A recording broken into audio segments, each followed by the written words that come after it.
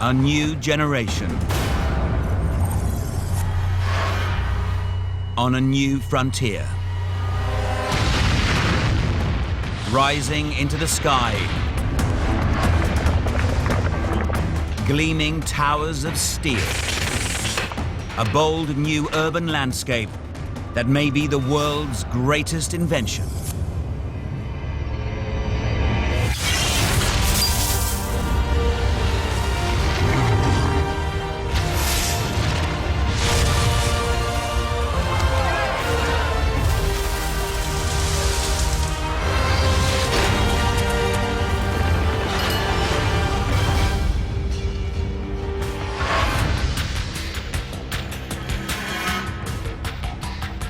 Manhattan Island, New York.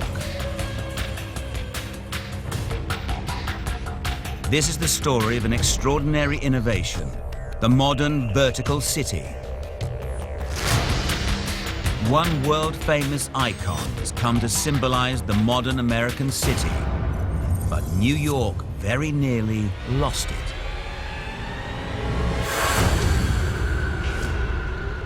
It's 1885. And New York has a big problem. A magnificent gift from one republic to another. Scattered across Bedloe's Island in New York Harbor in 214 crates. They contain the largest statue in the Western world. It's been donated by the people of France to celebrate the centenary of America's Declaration of Independence. Built in Paris, broken down into 350 massive pieces for the journey to America, that's the problem. The cost of reassembling it would be astronomical. Money New York does not have. At least 6 other American cities are jockeying to give it a home. New York is in danger of losing the Statue of Liberty. Not if this man can help it. Joseph Pulitzer, tenacious Hungarian immigrant and newspaper magnate. He owns the biggest paper in America, the New York World. And he's determined to keep liberty in New York Harbor. Through his chain of newspapers, Pulitzer launches the biggest fundraising campaign ever seen in North America. It would be an irrevocable disgrace to New York City and the American Republic to have France send us this splendid gift without our having provided even so much as a landing place for it. We must raise the money. More than 1 million people read Pulitzer's papers every day. Enclosed, please find 25 cents as my $1, contribution the towards contents of our statue little fund. savings bank, which we 10 cheerfully o'clock contribute to Poker the Club pedestal resolved to fund. send you the contents of the first jackpot.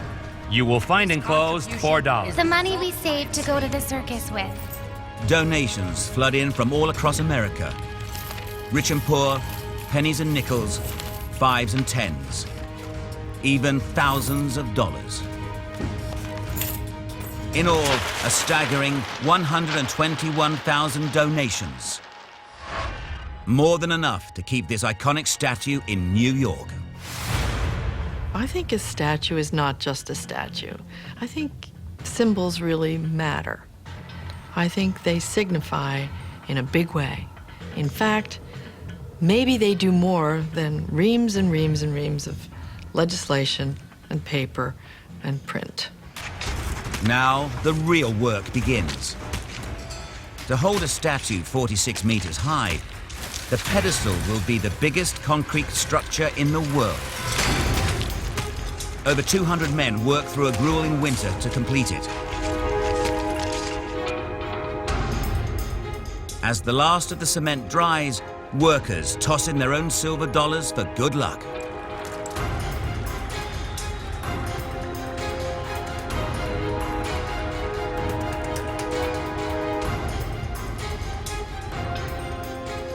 Next, Liberty's enormous iron skeleton.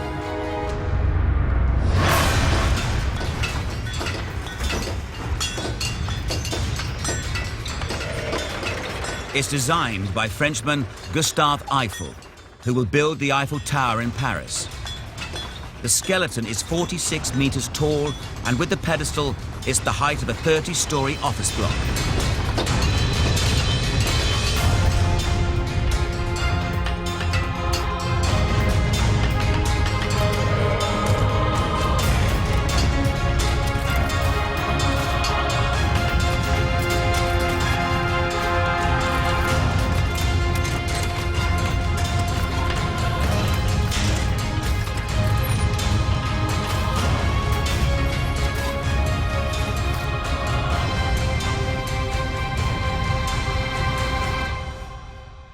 Now for the outer layer.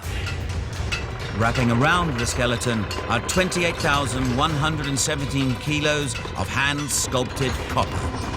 The sandal is 32 times bigger than a human foot, the equivalent of a size 879 shoe. Liberty's unusual shape makes safety scaffolding impossible, so it's as difficult as it is dangerous.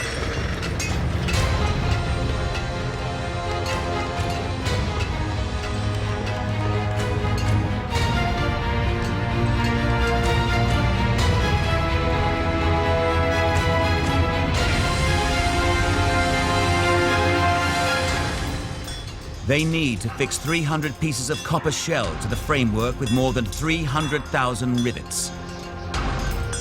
Her robes have over 3,360 square meters of copper. Her outstretched arm is 12.8 meters long. A fingernail weighs 1.6 kilos.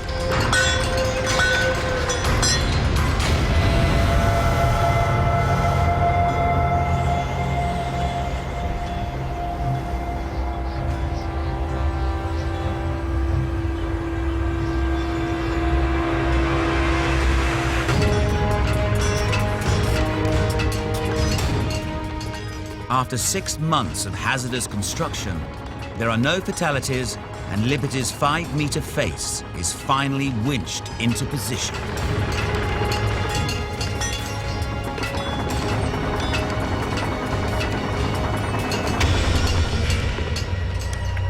It is said the sculptor, Frédéric Auguste Bartholdi, modeled the face on his own mother.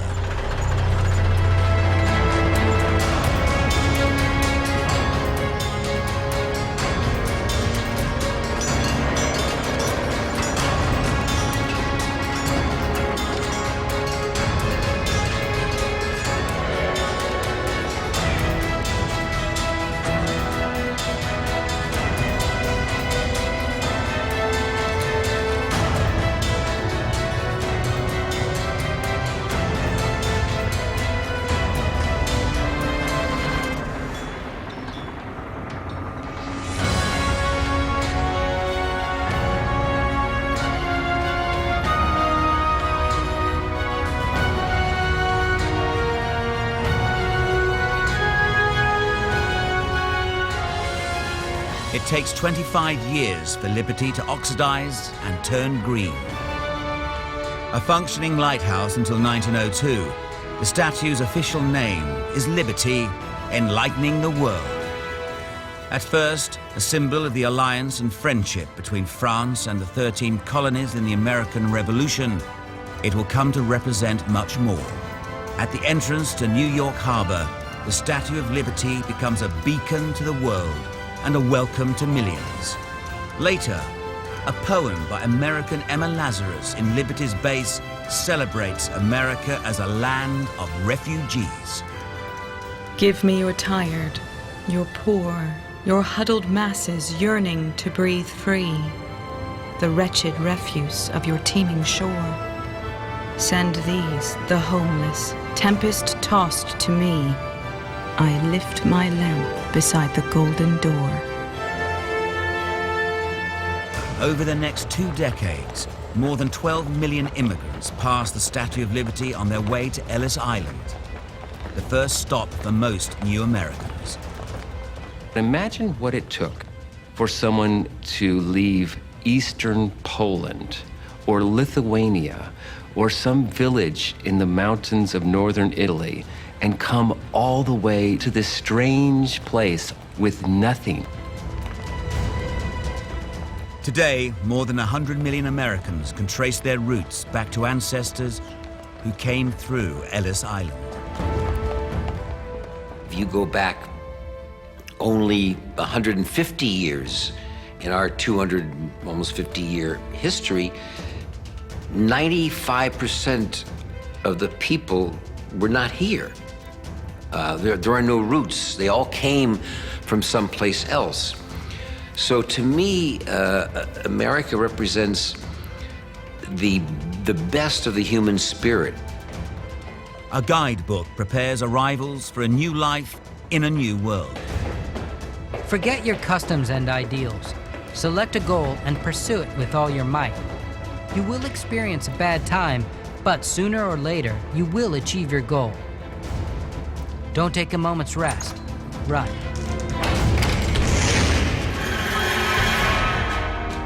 And from Ellis Island, they spread out across the continent. For the most part, Irish, Russians, and Italians to big cities, Germans to the Midwest, Scandinavians to farmland. At the dawn of the 20th century, eventually there would be more Italians in New York than in Rome. From 1880 to 1930, nearly 24 million new immigrants arrive in America. A new era in US history is about to begin. By the early 20th century, all around America, cities are bursting to the seams, and people look to expand in a new direction. Up. But building these great towers demands a critical ingredient that's much too expensive. Steel. One man will change all that, and with it, the face of America. It's 1872, and Andrew Carnegie, a Scottish immigrant to America, is in Sheffield, England.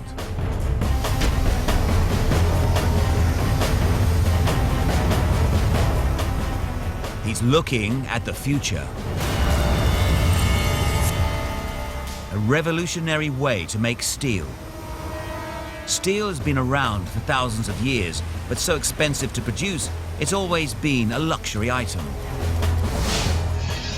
2,000 years ago, it's used in Oriental swords.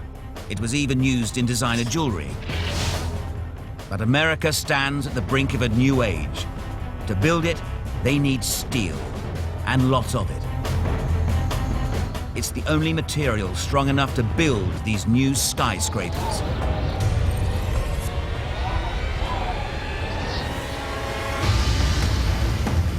A British inventor is showing Carnegie a new method of producing steel.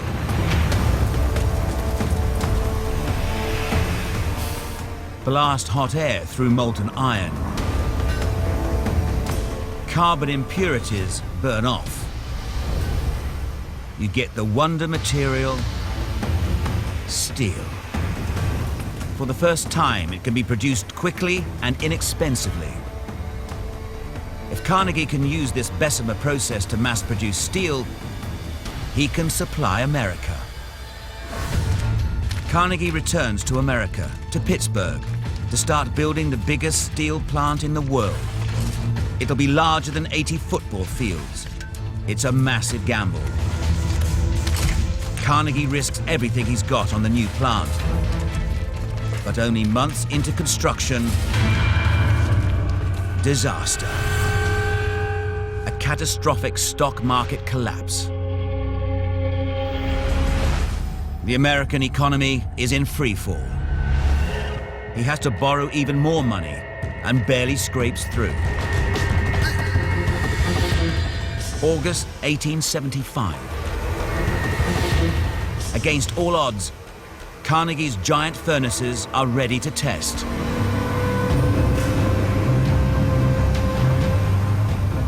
Steel production is phenomenally dangerous. Inside, 5 tons of molten metal. 1,650 degrees Celsius. Hot enough to vaporize a man in seconds. If it works, it will make Carnegie one of the richest men in the world. But there's a lot more at stake. Skyscrapers, cars, washing machines, aeroplanes, even space travel. None of it can happen if steel can't be mass-produced.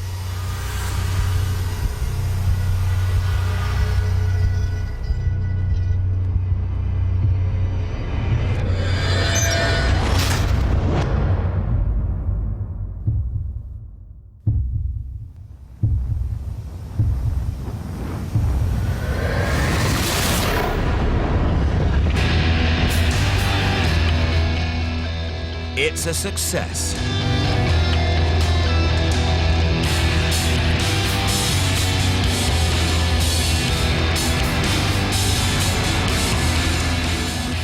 Carnegie is the first ever to mass-produce steel. In America, prices plummet by over 80%. Output rockets from a few thousand tons in 1860 to 11 million by 1900. So many American stories of success are diligence, perseverance, but there's an awful lot of luck involved too. His timing couldn't have been better. It was steel that built American cities. It was steel that built American railroads. It was steel that built American shipping. By the beginning of the 20th century, he was one of the wealthiest men in America. Pittsburgh transforms from a sleepy town to the industrial heartland of America. Its population triples. Driven by a new steel railway, millions of tons of steel are transported across America, the raw material to build the modern city. And the grandest of all is New York. New York is a playground for the super-rich industrialists and financiers. Wildly extravagant, they smoke cigars rolled in $100 bills. Their wives' hats studded with diamonds. Land values are the highest in the world. There's only one place to go. Up. By 1902, 65 skyscrapers are being constructed in Manhattan. This is one of them.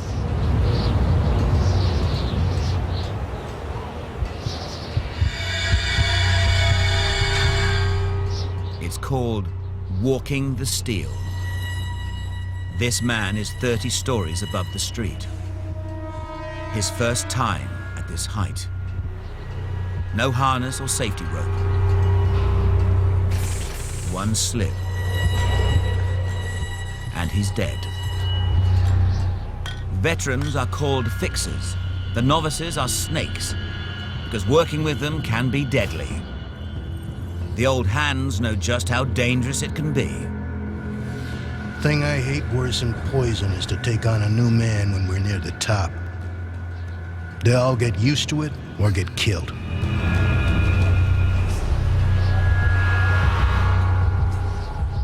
No hard hats, just an 85-meter drop.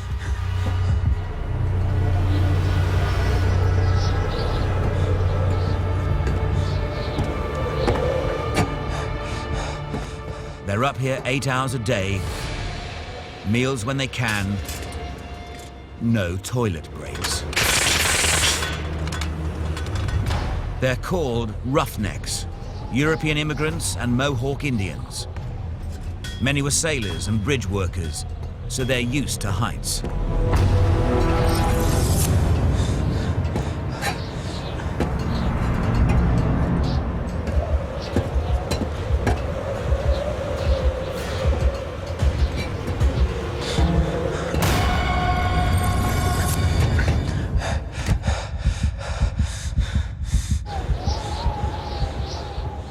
The guy's balancing on the beams. I think it took a lot of bravery. I think it took a lot of skill, a lot of physically challenging. But I also think you had to be a little crazy. The stakes couldn't be higher. It's a risk they're willing to take. The pay is $4 a day, twice the going rate for manual labor. Foreman William Starrett sums up this dangerous job. Building skyscrapers is the nearest peacetime equivalent of war. Even to the occasional grim reality of an accident or a maimed body, even death, remind us that we are fighting a war of construction against the forces of nature. He makes it.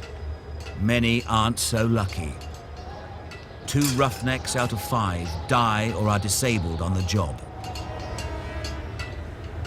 Whether it's a builder or an architect or whatever, whoever had the imagination to design and build some of the great structures of New York, I'm inspired by. In 1902, in New York, this is what the future looks like. The Flatiron Building, its triangular footprint determined by the junction of 3 streets. The steel frame means the outside can be hung in sections, like a suit of clothes. Now the walls don't take the weight, the steel does.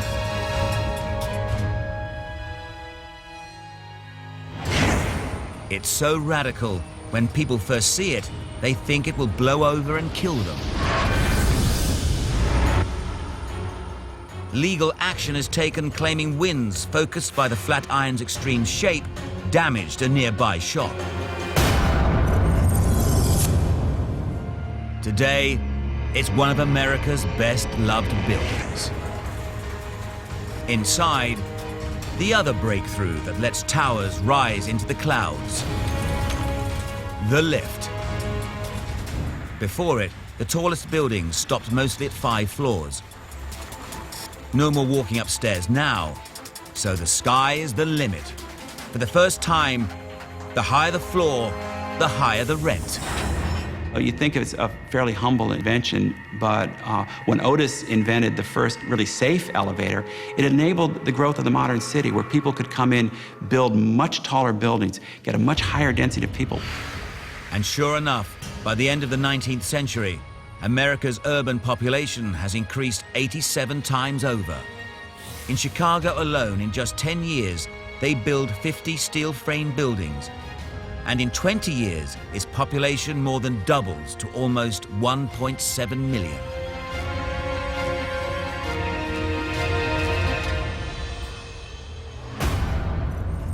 But for many, living in the shadow of these new towers will prove even harder than building them.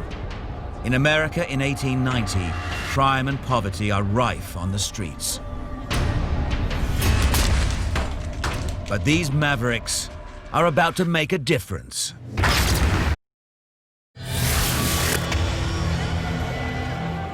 In American cities, gangsters, murderers, and thieves are creating fear on the streets. Newspapers splash crime across the front pages. In Chicago, you can rent a gun by the hour. In New York, a policeman finds a list on a murdered gangster. His rate card. Punches, $2. Nose and jaw broke, $10. Ear chewed off, $15. The big job, $100 and up.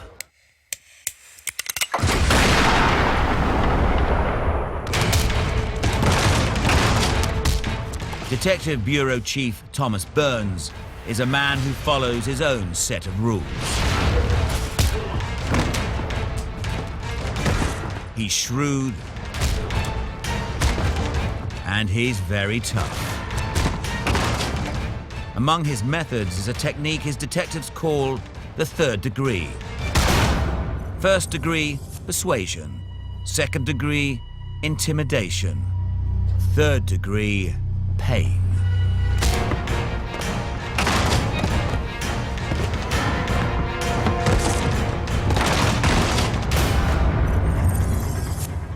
In 4 years, Burns claims he's arrested 3,300 criminals.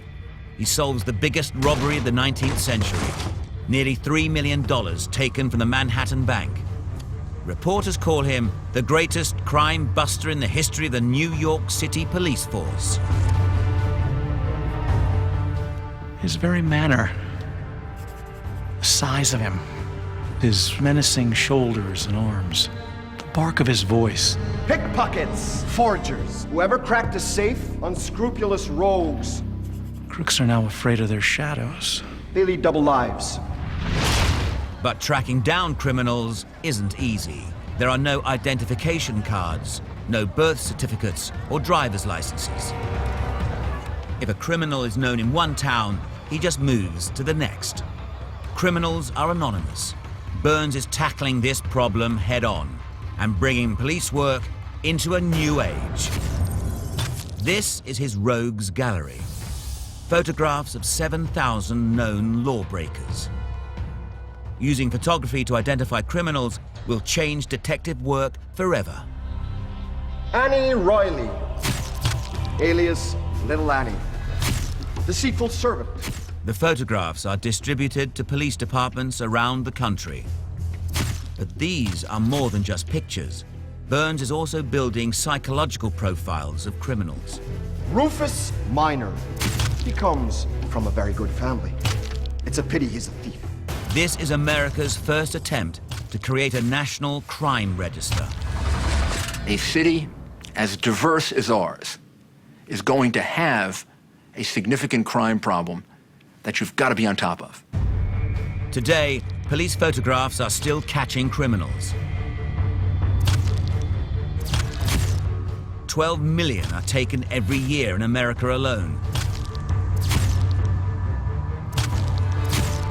And it all began with the Rogues Gallery over 120 years ago. Any questions? But crime isn't the only problem plaguing urban streets.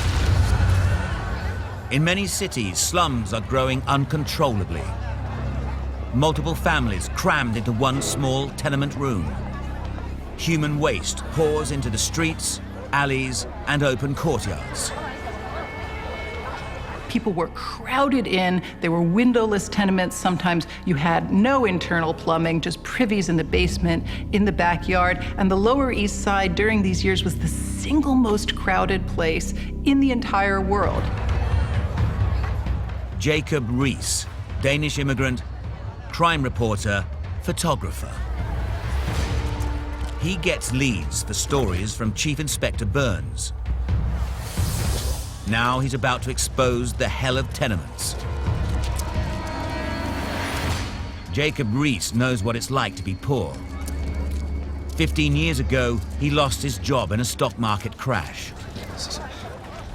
It's midnight, but Rees has a new technology that will change the public perception of poverty. An explosive powder that produces enough light to photograph in the dark.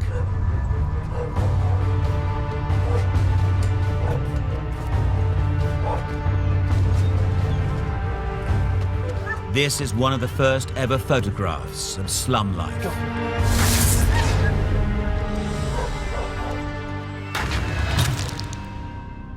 It shocks millions. Ladies and gentlemen, my name is Jacob A. Rees, and this is how the other half live and die in New York City. Magazines refuse to print his work, so Rees puts on his own magic lantern shows. His mission, to show America's wealthy something they've never seen before. Filth and desperation on their doorstep.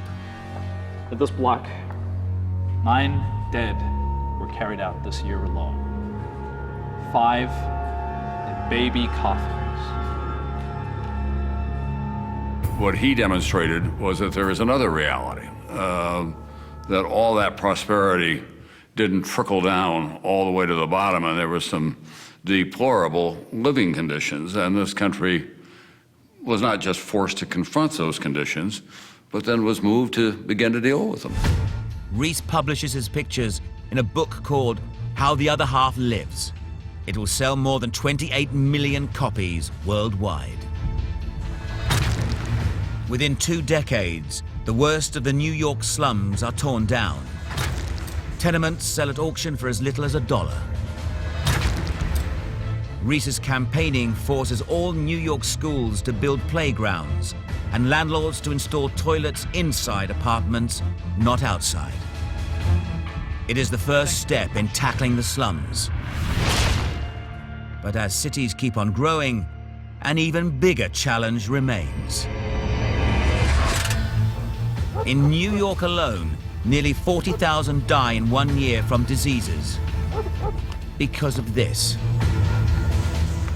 filth. It's 1895, and large parts of America's major cities are becoming unpleasant. 120,000 horses dump 200,000 kilos of manure onto the New York streets every day. Wagons are blocked by meter-high piles of human and animal waste. Into this world steps a man on a white horse, Colonel George Waring. Civil War veteran and legendary sewer engineer. He's the head of New York's sanitation department. The city stinks with the emanations of putrefying organic matter. Black rottenness is seen and smelled on every hand. The crowded streets are a veritable hell. Waring recruits an army of 2,000 sanitation workers in white uniforms.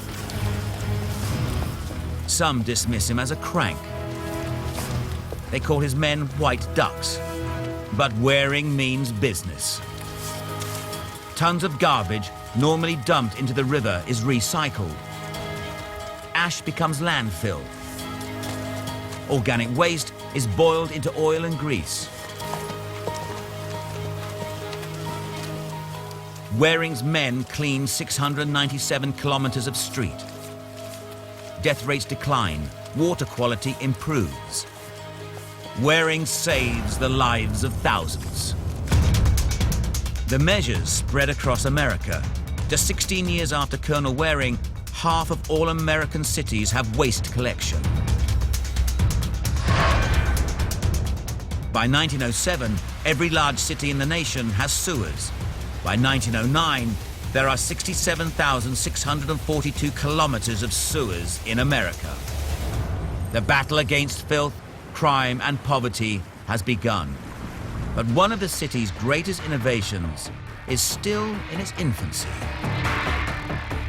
One man will change the urban landscape forever.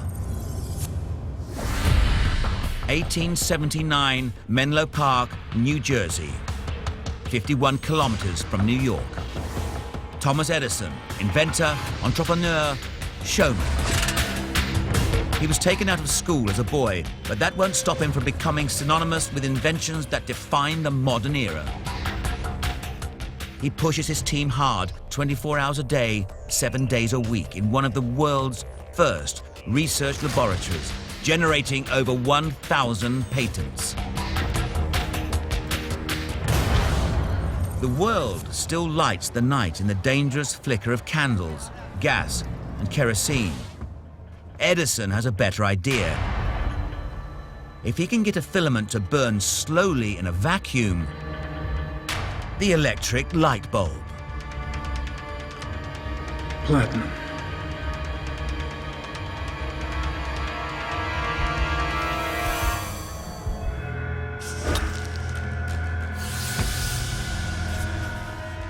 Edison locks himself in his lab, doesn't sleep for days.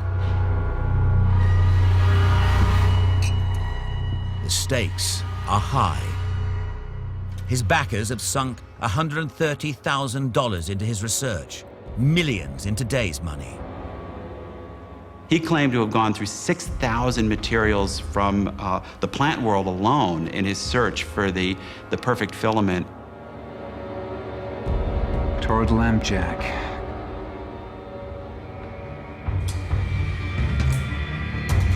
Spruce. Beard. Fish line. Thread. Teak. Boxwood.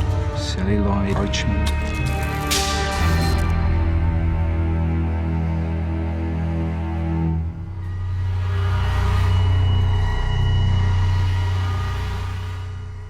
Then something extraordinary happens.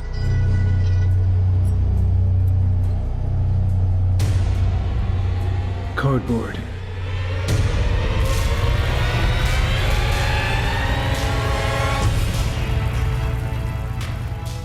A piece of carbonized cardboard burns for 300 hours.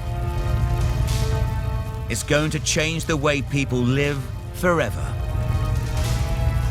What Edison does is nothing less than to banish the darkness.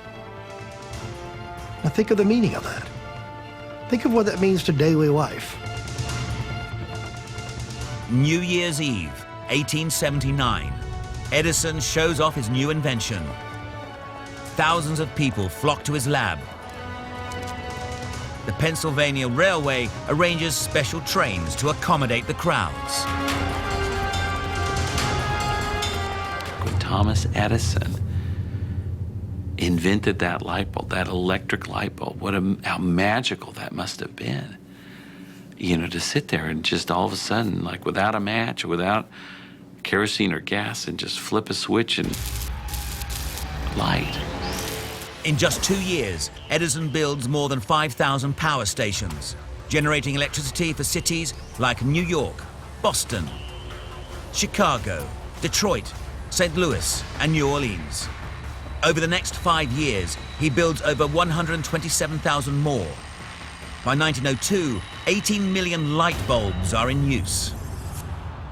The impact on America is massive. Sports venues, factories, and shops all can now operate at night.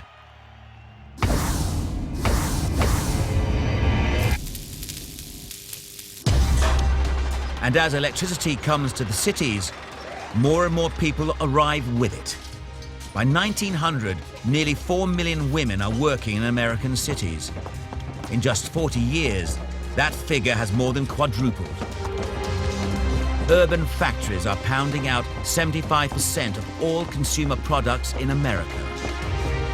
Places like this, modern steel-framed buildings equipped with all the latest technology, Otis electric lifts, Bell telephones, Singer sewing machines. But packing so many people into tall buildings is a disaster waiting to happen.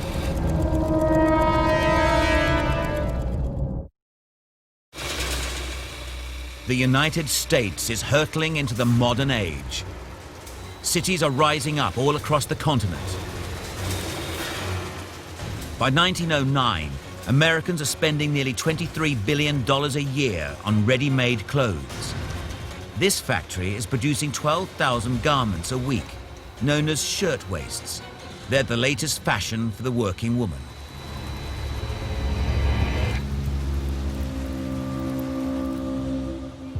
New York City, March 25th, 1911, 4:45 p.m. The Triangle Shirtwaist Factory, 8th floor. 260 girls work here, most of them teenagers.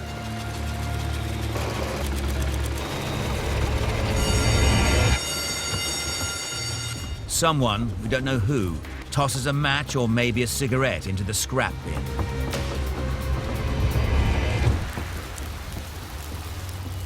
Eva Harris, a seamstress, smells burning.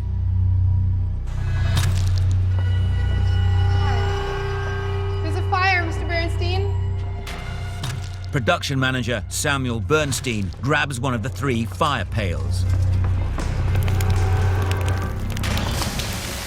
But the fire is already spreading. There's a mad dash for the exit, but it is too narrow. Only one at a time can pass through. It's been designed that way so their bags can be checked for stolen fabric. There's a fire hose, but it's not working. No water! The only way to warn the floors above is through the switchboard, 2 floors up on the 10th floor. Hello, switchboard. 10th floor. Fire! There's a fire! Put me through to the 9th floor. She drops the phone and runs to get help. The message never reaches the 9th floor. Samuel Bernstein races up the main stairs to help the 160 workers trapped there. But blocking the front door, there's a barrel of motor oil.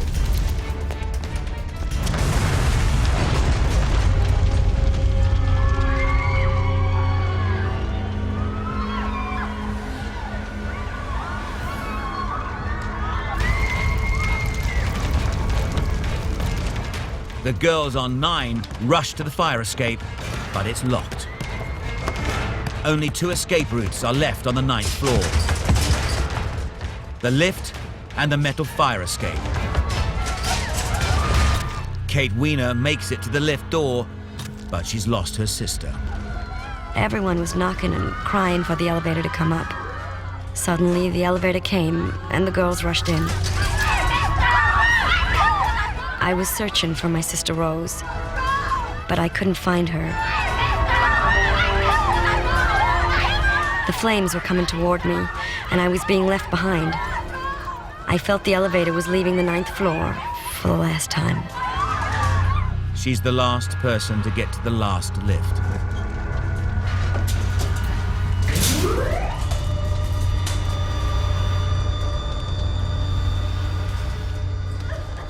More than 100 girls are left behind to die.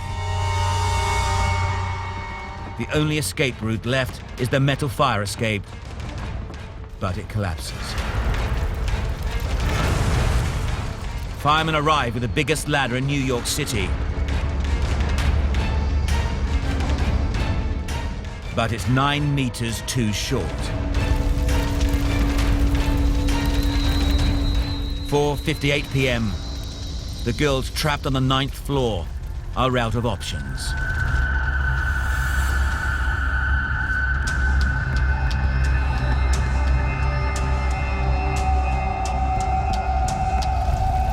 In desperation, they jump.